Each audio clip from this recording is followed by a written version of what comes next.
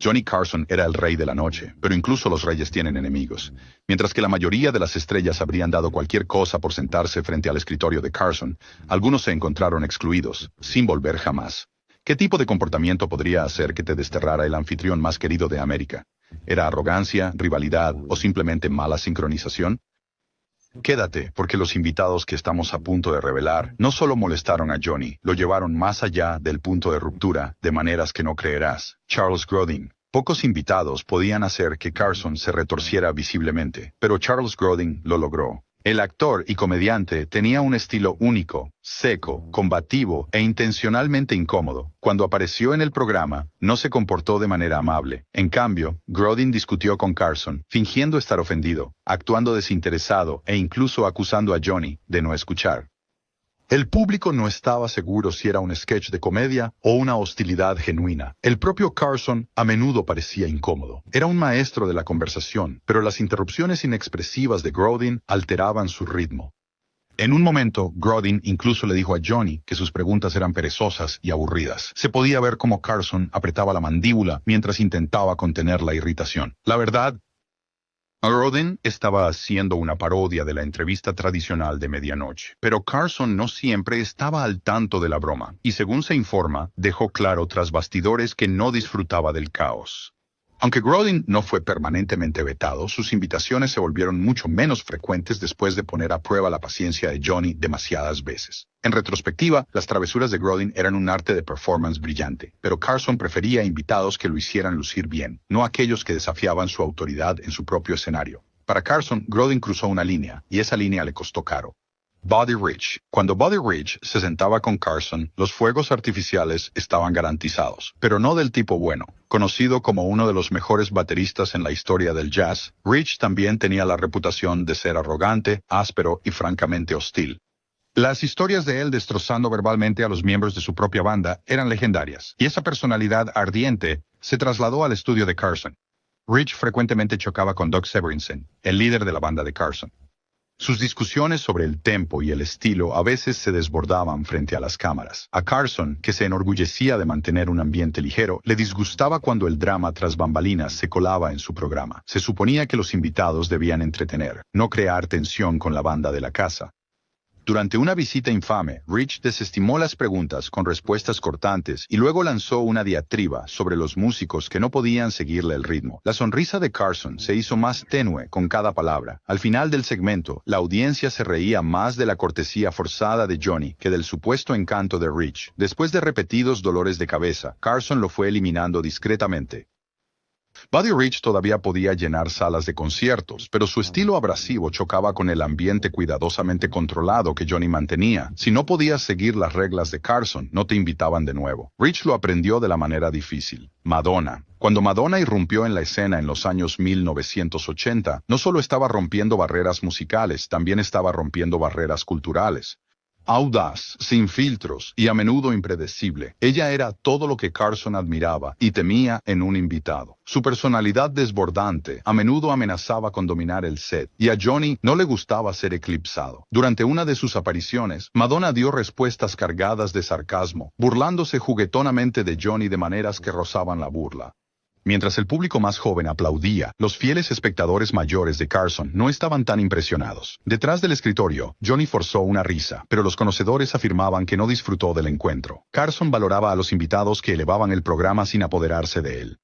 Sin embargo, Madonna tenía la costumbre de convertir cualquier escenario en su propio foco personal. Su comportamiento impredecible, ya fueran comentarios directos, humor atrevido o desprecio casual por el formato, ponía nerviosos a los productores. Poco después, no la volvieron a invitar, con rumores de que el mismo Carson no quería arriesgarse a otra actuación descontrolada.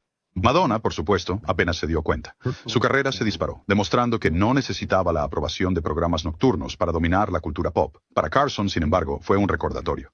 Daba la bienvenida a las estrellas, pero no si lo hacían parecer un acompañante. Con Madonna, esa línea se cruzó y el veto se impuso silenciosamente.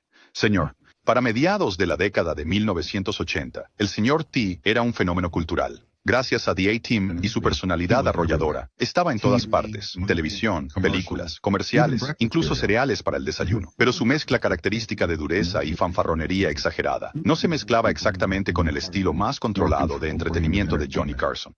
Cuando apareció, el señor T llegó con toda su fuerza, ruidoso, atrevido y dominando completamente el escenario. En lugar de responder preguntas, a menudo gritaba consignas, flexionaba sus músculos y jugaba con el público. En un momento, incluso tomó el control de la conversación, interrumpiendo a Johnny con sus frases características. El público rugió, pero la sonrisa de Carson era helada. Para Johnny, el escenario de Tonight no estaba destinado a ser sometido. Le gustaban las personalidades fuertes, pero la negativa de Mr. T a moderarse parecía irrespetuosa. Detrás de escena, los miembros del personal susurraban que Carson lo encontraba agotador. Al anfitrión, que se enorgullecía de entrevistas calmadas y fluidas, no le gustaba ser opacado por una máquina de frases pegajosas. El señor T siguió siendo un nombre conocido, pero su tiempo en el programa de Carson terminó rápidamente. Johnny había tomado una decisión. Admiraba al personaje, pero no quería el caos. En el universo de Carson, el control importaba más que el espectáculo, y Mr. T perdió su invitación. Cher. Cher es conocida por decir lo que otros solo piensan, y esa franqueza una vez la puso en el lado malo de Johnny Carson. Aunque su verdadera disputa está más relacionada con David Letterman, Johnny mantenía un ojo atento en su personalidad, sin disculpas y de lengua afilada. Cuando Cher apareció, fue encantadora, pero siempre existía el riesgo de que pudiera hacer un comentario que dejara a Johnny incómodo. Carson la respetaba como superestrella, pero no le gustaba la imprevisibilidad que podía dañar el tono pulido del programa. Su reputación por lanzar comentarios sin filtro, especialmente cuando llamó a otro presentador un imbécil al aire, no cayó bien a los productores de Johnny. Carson valoraba la clase, el control y el toque justo de audacia para mantener al público despierto. El estilo intrépido de Cher iba más allá de ese equilibrio. Según miembros del equipo, Carson se volvió cauteloso al invitarla con demasiada frecuencia, temiendo que pudiera decir algo que causara una reacción negativa con su audiencia más conservadora. ¿Realmente le importaba a Cher?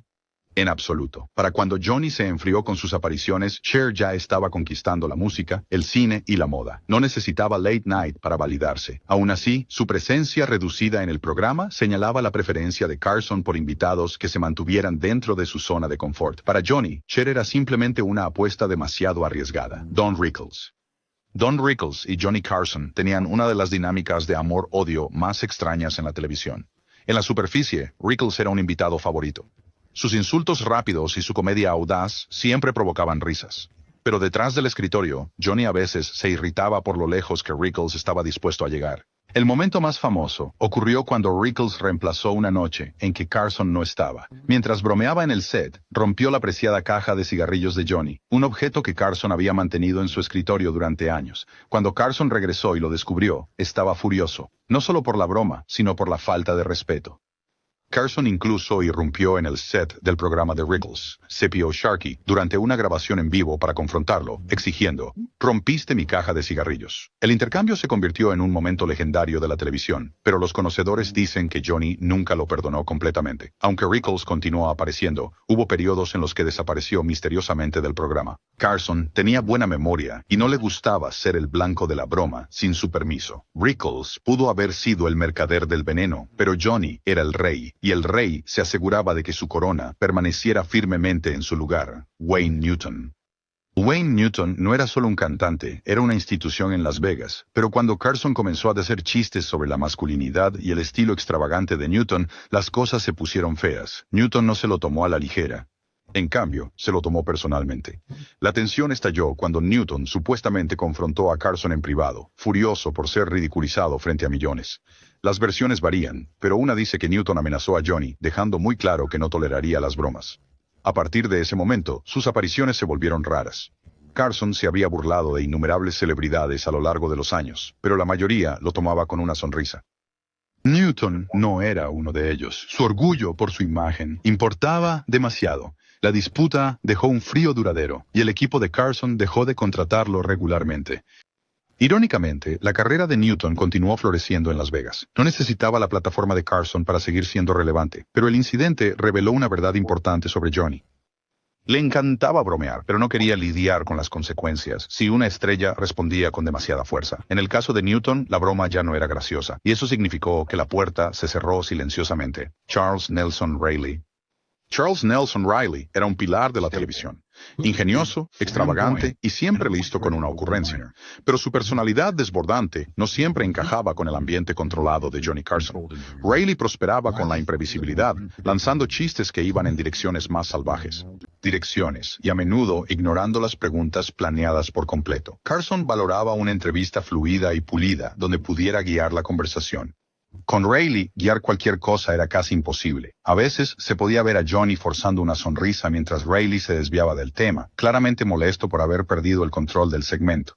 Detrás de las cámaras, los productores supuestamente lo encontraban agotador de manejar, mientras que al público le encantaba su energía extravagante y exagerada. En programas como Match Game, el equipo de Carson pensaba que sus payasadas podían alejar a los espectadores mayores que preferían un estilo de humor más tranquilo. Como resultado, las apariciones de Riley se redujeron drásticamente. No fue oficialmente vetado, pero las invitaciones se agotaron y estaba claro que Carson prefería a los invitados que se ajustaban a las normas.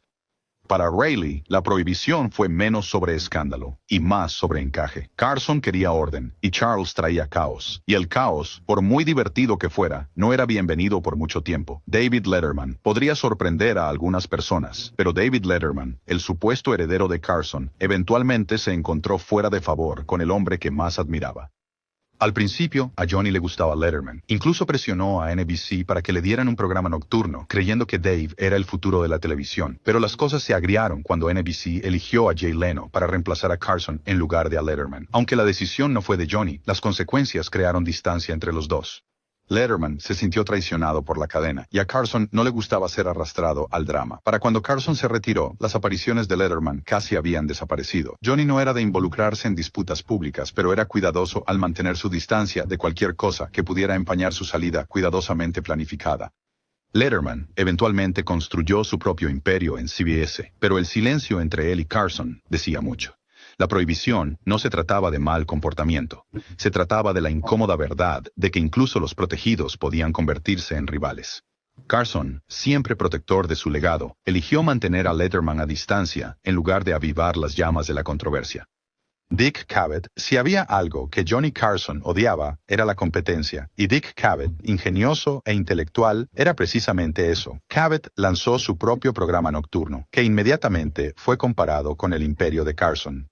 Los dos no eran solo presentadores, eran rivales luchando por audiencia e influencia. Cuando Cavett apareció en el programa de Carson, la tensión era obvia. Ambos hombres eran inteligentes, ambos eran graciosos, y ambos querían ser los más agudos en la sala. Carson, sin embargo, no disfrutaba compartir su escenario con alguien que pudiera igualarlo golpe por golpe. Una vez que el programa de Cavett ganó tracción, Carson redujo sus invitaciones. El mensaje era claro. La televisión nocturna no era lo suficientemente grande para ambos. El equipo de Carson quería proteger a su estrella, y darle tiempo al aire a Cavett era como alimentar al enemigo. El propio Cavett admitió más tarde que la rivalidad hacía las cosas incómodas. Aunque respetaba a Johnny, también sabía que representaba una amenaza. Para Carson, la solución era simple: cerrar la puerta y mantener a la competencia fuera.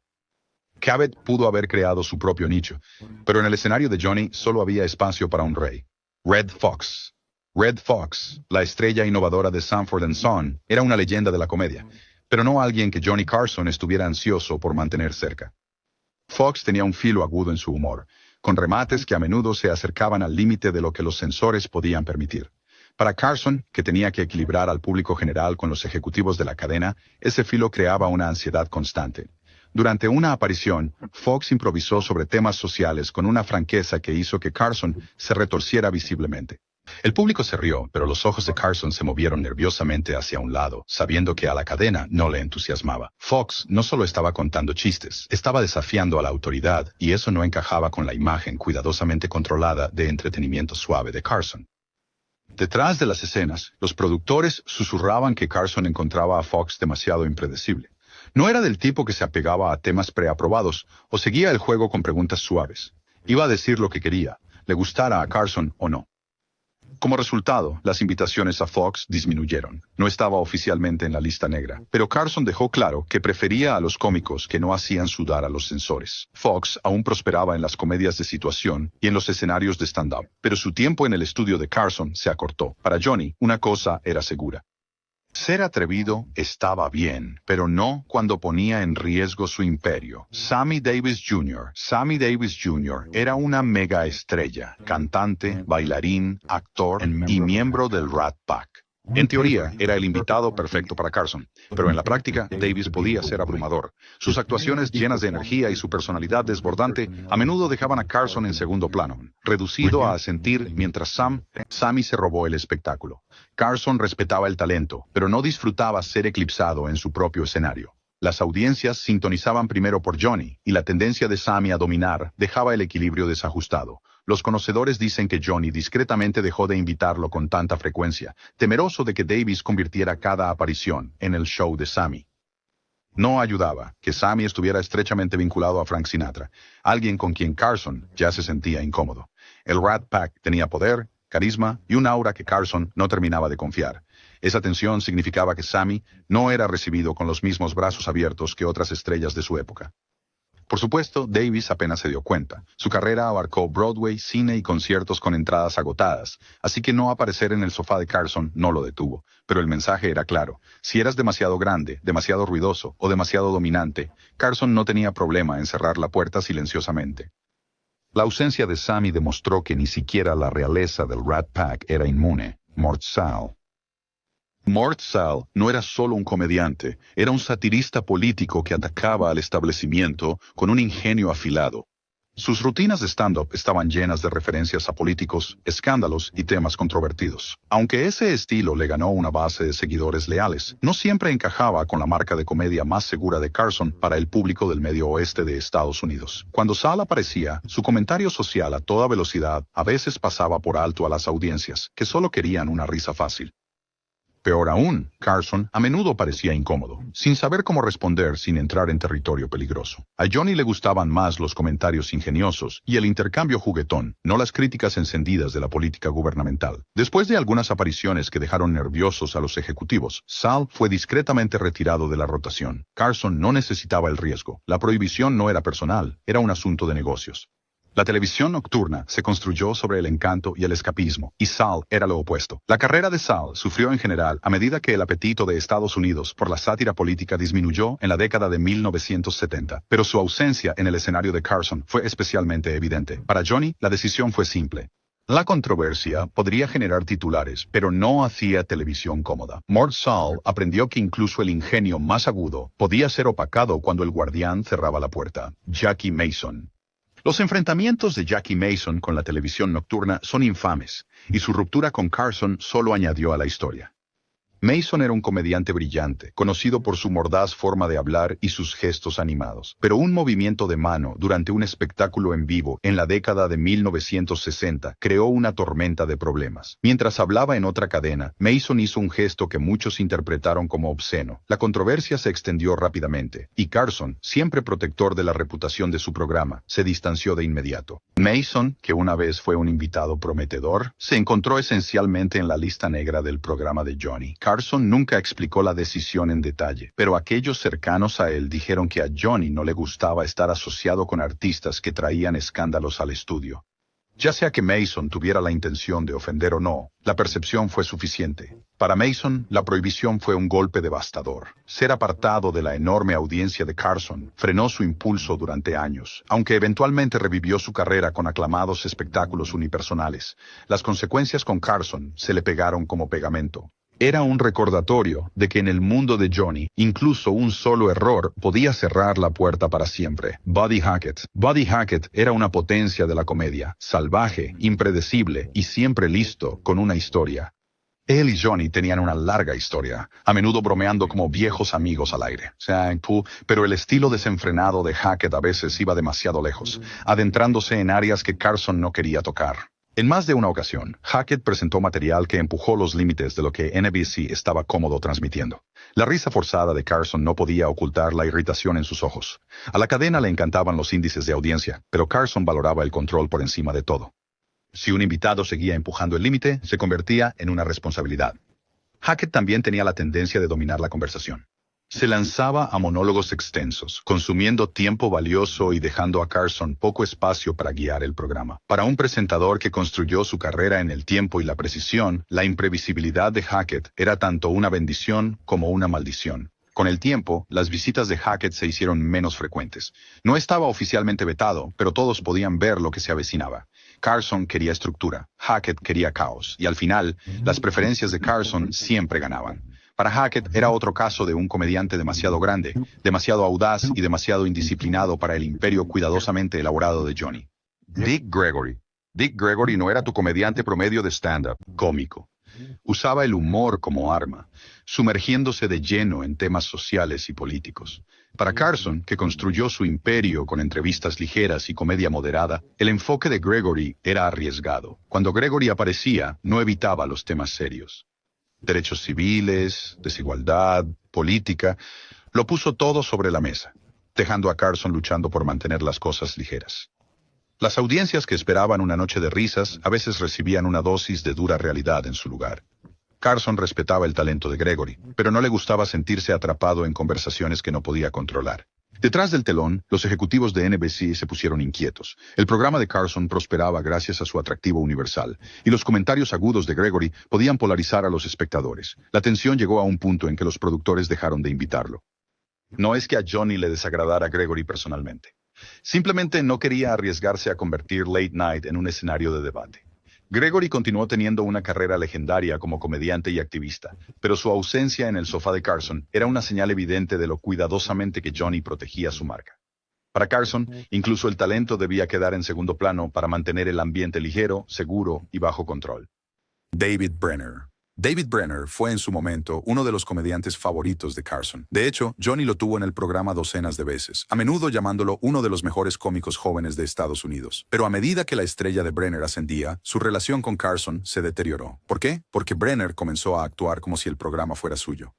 Los productores susurraban que Brenner constantemente suplicaba ser invitado, a veces incluso exigiendo ciertas fechas. Quería más tiempo en pantalla, más exposición y más control. Carson, que valoraba la humildad y el profesionalismo, se irritó con la insistencia. Las cosas empeoraron cuando Brenner supuestamente canceló apariciones en el último minuto o se presentó sin preparación. Para Johnny, eso era imperdonable. Esperaba que sus invitados trataran el programa como un privilegio, no como un trampolín. Como resultado, las invitaciones a Brenner se agotaron. El hombre que una vez fue aclamado como el rey de las apariciones en el Tonight Show se encontró desplazado. Su carrera continuó, pero nunca volvió a alcanzar las alturas que Carson le había dado.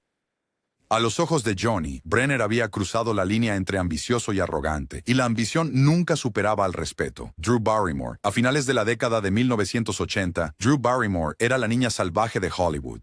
Después de su éxito en E.T., creció bajo el ojo público, y sus impredecibles travesuras la hicieron tanto fascinante como alarmante para los productores. En cuanto a Carson, su reputación era una señal de advertencia. Durante sus primeras apariciones, Barrymore era encantadora, pero al entrar en su adolescencia rebelde, el equipo de Carson se preocupaba por lo que podría hacer en vivo al aire. Su reputación por comportamientos impactantes en otros programas ponía nervioso a Johnny. Se enorgullecía de dirigir un set elegante y controlado, y Drew, en esa etapa de su vida, representaba lo opuesto. Los informes sugieren que Carson simplemente dejó de invitarla. No es que le desagradaba personalmente. Era que el riesgo superaba la recompensa. Un solo acto impredecible podría empañar la imagen cuidadosamente gestionada que había construido durante décadas. Barrymore, por supuesto, sobrevivió a los años difíciles y se reinventó como una actriz respetada y presentadora de programas de entrevistas. Pero durante el reinado de Carson, ella era demasiado impredecible para manejar. Para Johnny, era simple. Mejor evitar una tormenta que dejar que explote frente a millones. Kiss. La banda de rock Kiss se construyó sobre el caos, explosiones, pintura facial, trajes extravagantes. Cada actuación era un espectáculo, pero para Carson, ese espectáculo era una pesadilla esperando suceder. Le gustaban los invitados musicales que podían interpretar una canción, charlar educadamente y dejar el set intacto. Kiss era lo opuesto. Cuando la banda apareció a finales de los años 1970, hicieron volar el techo del estudio, literalmente sacudiendo las paredes con pirotecnia y ruido. El público se volvió loco, pero la expresión de Carson contaba la historia. No estaba divertido. Esto no era su idea de entretenimiento. Era un caos. Los productores admitieron más tarde que Carson no tenía interés en traerlos de vuelta. El volumen, la teatralidad, la imprevisibilidad chocaba con todo lo que Johnny representaba. Valoraba el pulido y la sofisticación, mientras que Kiss prosperaba con el impacto y la rebelión. La banda no necesitaba a Carson de todos modos. Continuaron vendiendo millones de discos y llenando estadios en todo el mundo. Pero su destierro fue prueba de la regla de estilo de Johnny. Si convertías su escenario en un circo, no tendrías una segunda oportunidad. Oliver Reed. Pocos actores eran tan impredecibles como Oliver Reed. Conocido por su potente voz, comportamiento ruidoso y afición al alcohol, Reed era una pesadilla para los programas de entrevistas. En Gran Bretaña, se ganó la reputación de causar caos durante las entrevistas, arrastrando las palabras, gritando o peleando con los anfitriones. Los productores de Carson conocían su historial, y el propio Johnny, según se informa, no tenía interés en lidiar con la volatilidad de Reed. Una mala aparición podría descarrilar todo un programa, así que, en lugar de correr el riesgo, lo incluyeron discretamente en la lista negra. La reputación de Reed lo seguía a todas partes. En América, otros presentadores ocasionalmente intentaron manejarlo, pero los resultados generalmente eran desastrosos. Carson, siempre el profesional, prefería evitar desastres por completo. Su prohibición se debió menos a una aversión personal y más a proteger su marca. Reed, por supuesto, continuó haciendo películas y generando titulares por su comportamiento, pero el sofá de Carson estaba fuera de límites. Para Johnny, el cálculo era simple. Un cañón suelto no tenía lugar en su escenario, y con Oliver Reed, el cañón siempre estaba cargado. El reinado de Johnny Carson no se trataba solo de encanto y comedia, se trataba de control. Los invitados que jugaban el juego se convertían en leyendas, pero aquellos que cruzaban la línea encontraban la puerta cerrada. Desde estrellas de rock hasta presentadores rivales, Carson demostró una y otra vez que su escenario tenía una regla, le pertenecía a él. ¿Cuál de estas prohibiciones te sorprendió más? Deja tus pensamientos en los comentarios, dale al botón de suscribirse, y veamos qué nombre crees que debería haber estado en esta lista.